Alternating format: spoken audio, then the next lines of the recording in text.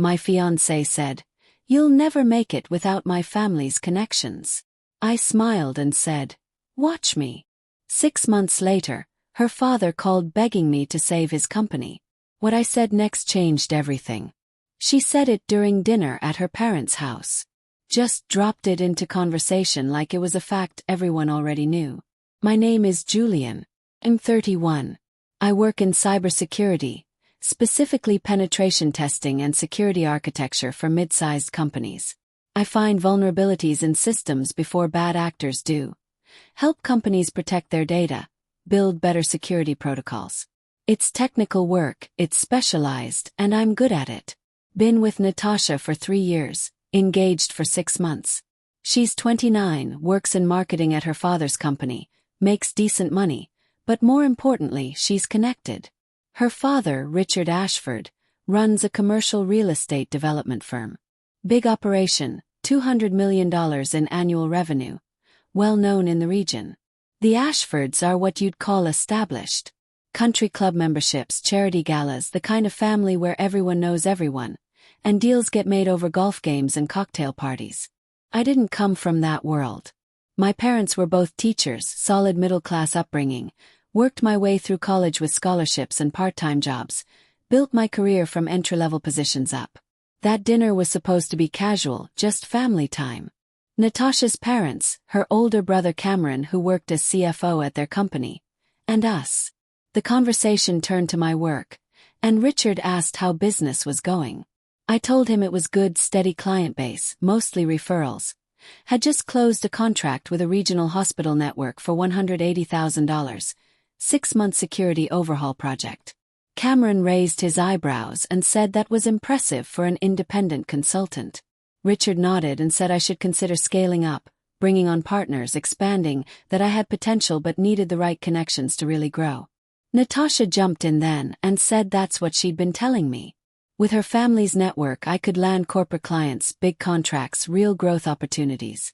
I thanked them and said I appreciated the thought, but I was building something sustainable at my own pace, keeping overhead low, focusing on quality over quantity.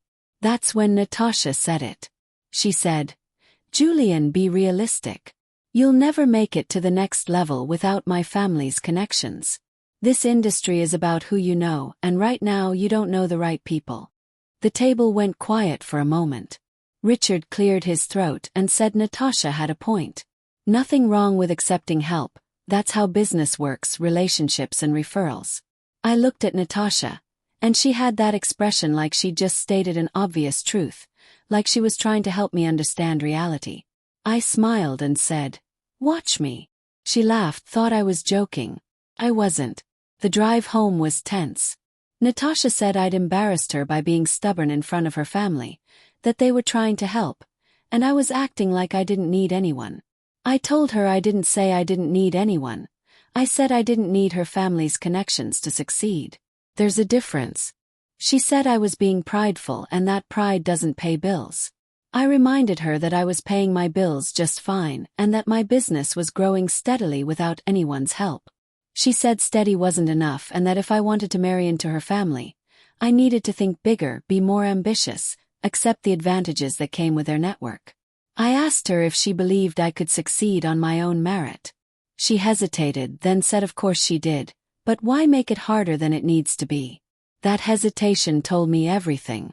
Over the next month, things shifted between us. She started making comments about my clients, calling them small time, suggesting I was wasting my potential, asking when I was going to accept her father's offer to introduce me to his corporate contacts. Kept declining politely. Then one evening she came home excited. Her father had set up a meeting for me with the CIO of a major company, one of their biggest clients. This was my chance to land a real contract, prove I could play in the big leagues. I told her I didn't ask her father to do that. She said I didn't need to ask because that's what family does, they help each other. I told her to cancel it because I wasn't interested in meetings I didn't earn. She stared at me like I'd lost my mind and said I was sabotaging my own career out of stubbornness.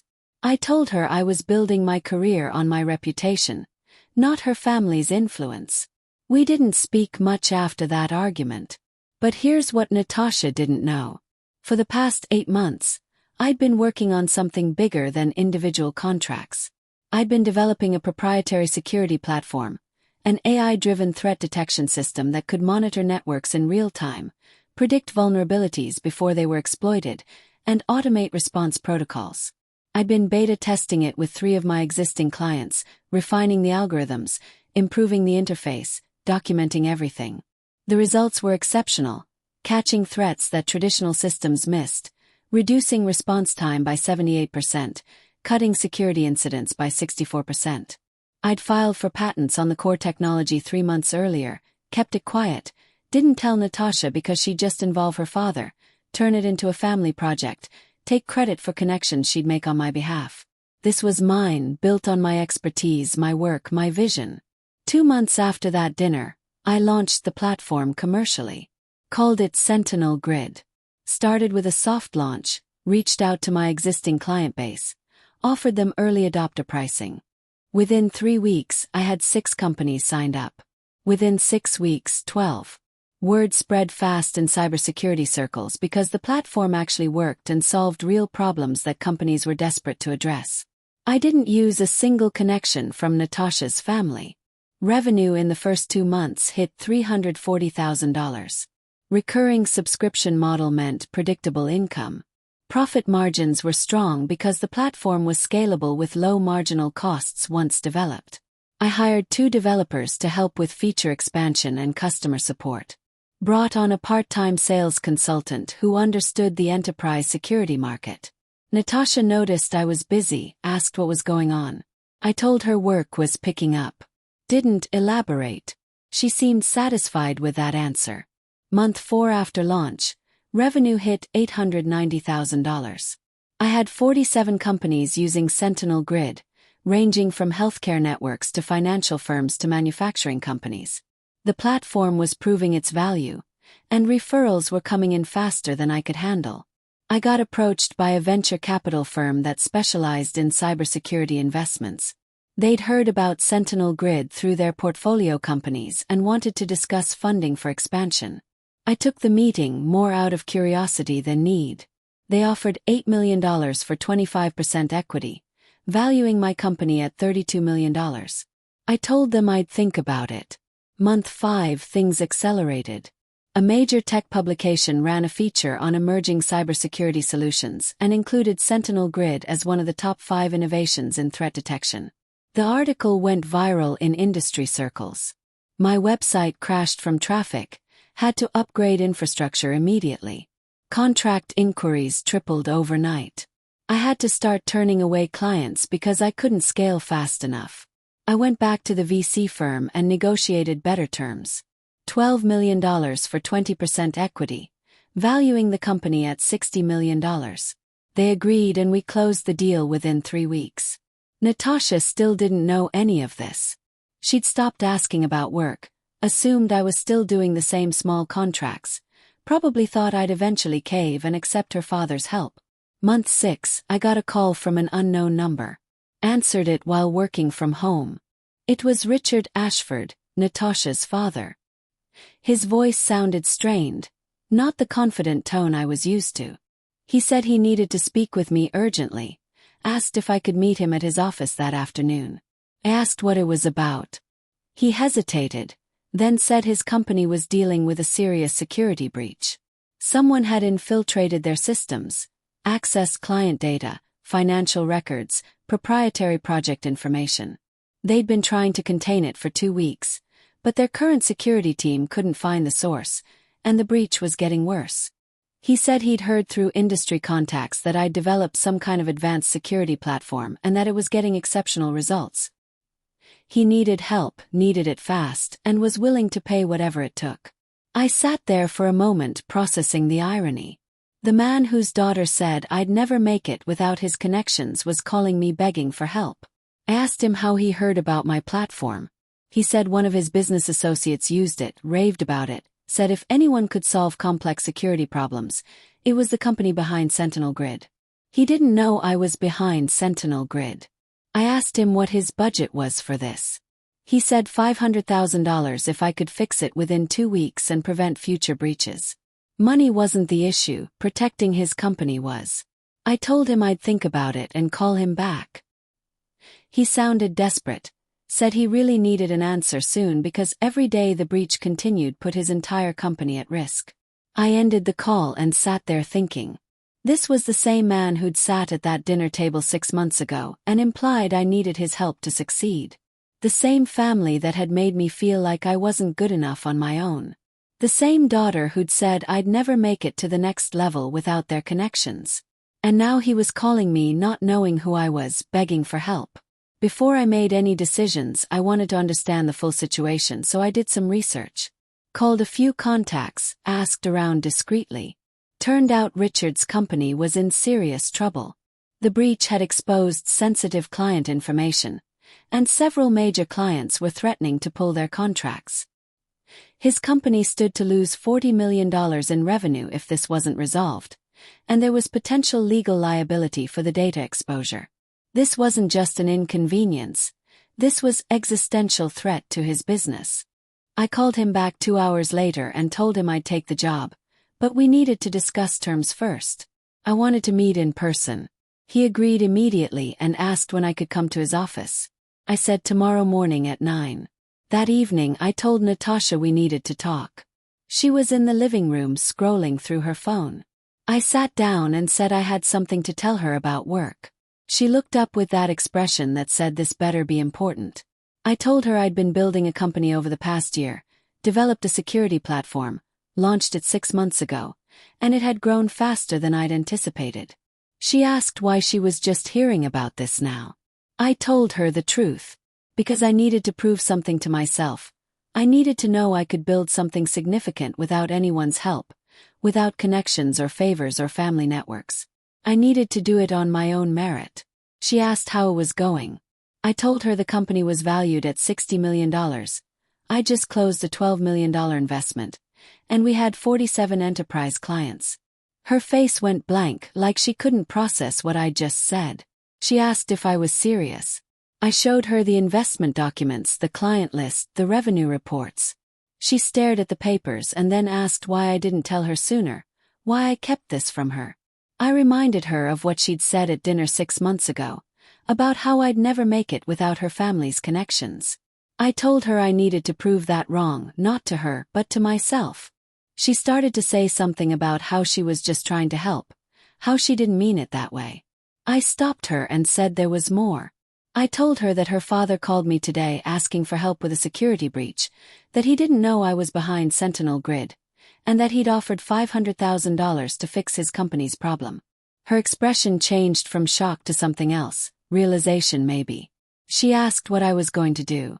I said I was meeting with him tomorrow, and I wanted her to be there because it was time we had an honest conversation about respect and assumptions and what it means to believe in someone.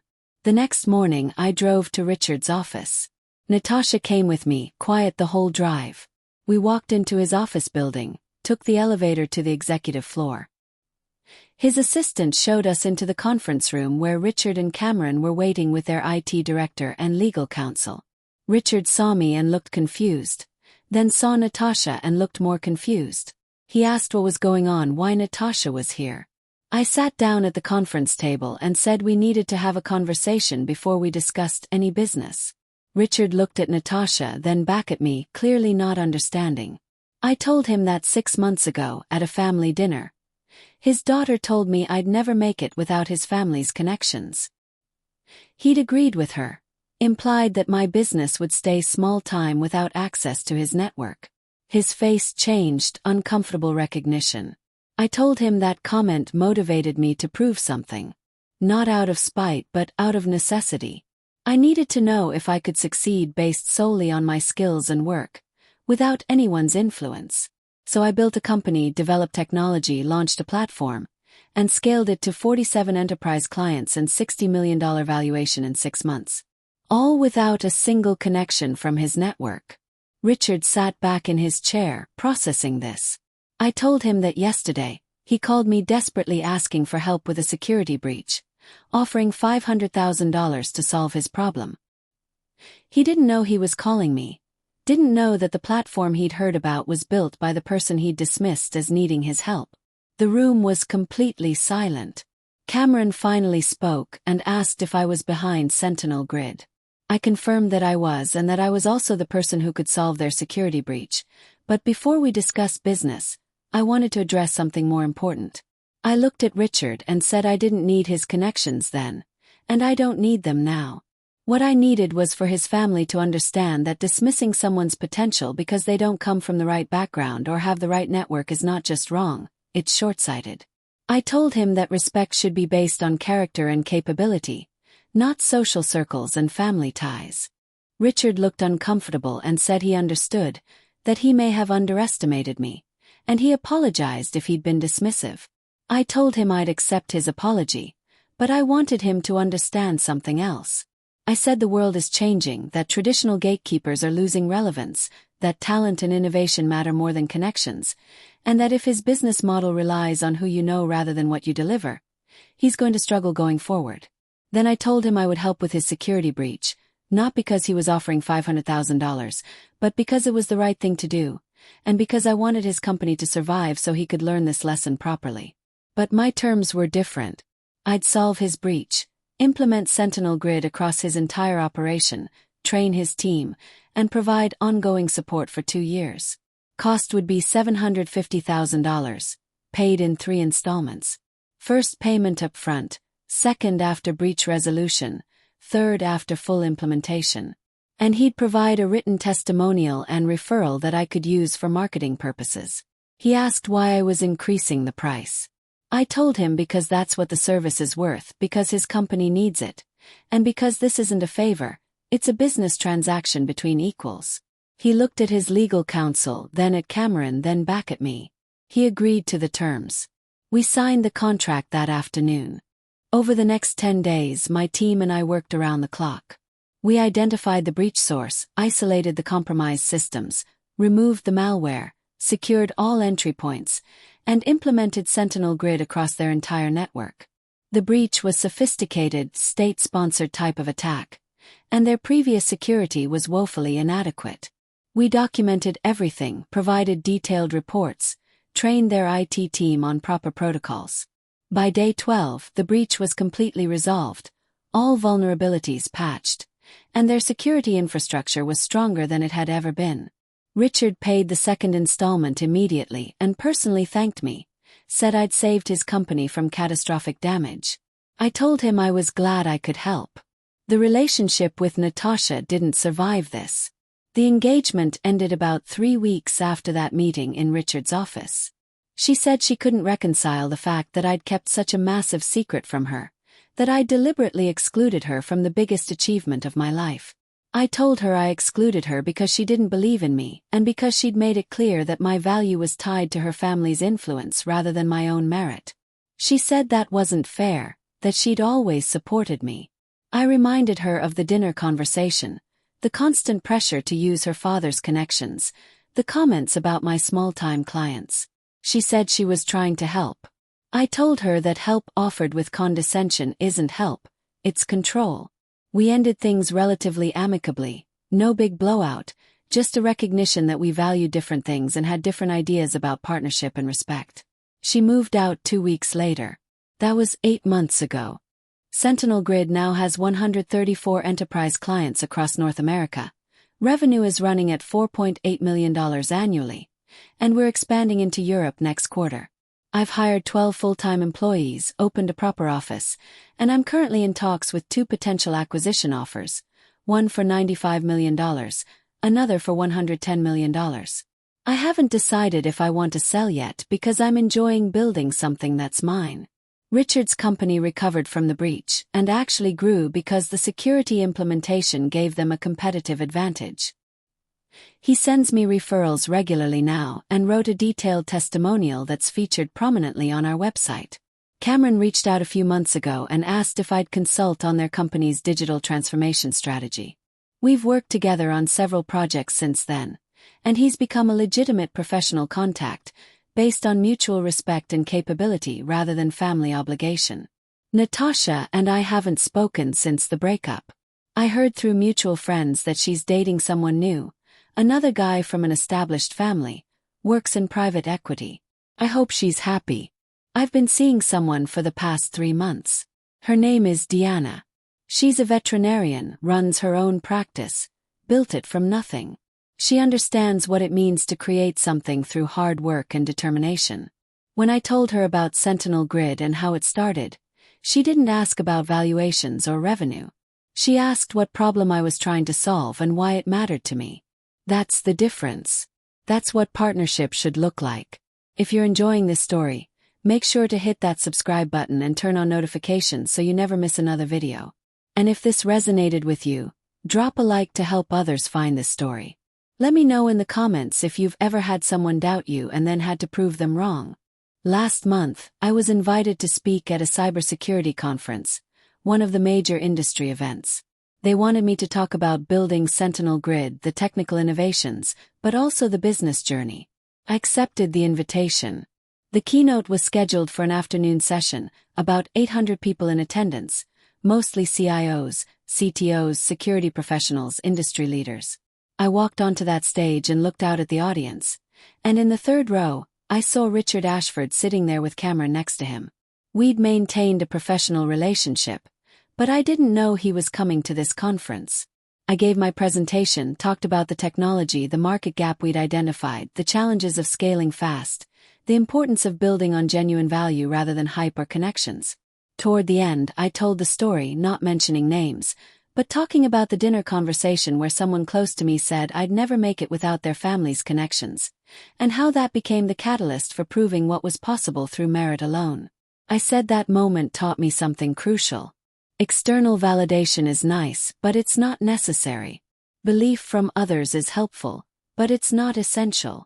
What matters is internal conviction, the willingness to work when no one's watching, and the courage to build something even when people you care about don't believe you can. The audience responded with a standing ovation. After the presentation, Richard approached me. He looked emotional and said he needed to tell me something. He said that dinner conversation had haunted him for months, that he'd realized how dismissive he'd been, not just to me, but throughout his career to people who didn't fit his idea of successful. He said watching me succeed had changed his perspective on talent and potential, and he'd started mentoring young entrepreneurs from non-traditional backgrounds because of what he'd learned from this experience.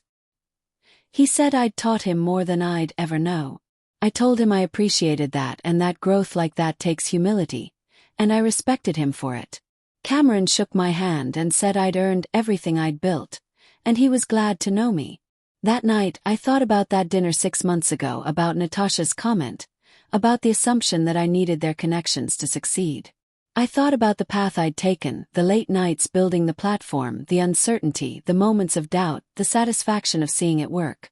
And I realized that Natasha was wrong, but not in the way she thinks. It's not that I didn't need connections. Every business needs relationships and networks and referrals. But those things should be earned through demonstrated value, not inherited through family ties or social status. The connections I have now, the relationships that drive Sentinel Grid's growth, they're based on what I've delivered, problems I've solved, trust I've earned. That's sustainable. That's real. The other way, relying on family influence and inherited networks, that's fragile because it's not really yours, and it can be taken away the moment you don't fit their expectations. I built something that's mine, that reflects my work, my vision, my values. And when Richard called begging for help, when his company was on the edge of collapse, it wasn't his connections that saved him. It was the technology built by someone he'd underestimated. That's the lesson I'll carry forever. Not about proving people wrong, but about building something real that stands on its own merit. Natasha said I'd never make it without her family's connections. She was wrong. I made it because of my skills, my work, my determination. And that's worth more than any connection could ever provide. If this story inspired you, don't forget to subscribe and hit that notification bell so you catch every upload. Drop a like if you enjoyed this, and let me know in the comments what you think about building success on your own terms versus relying on connections.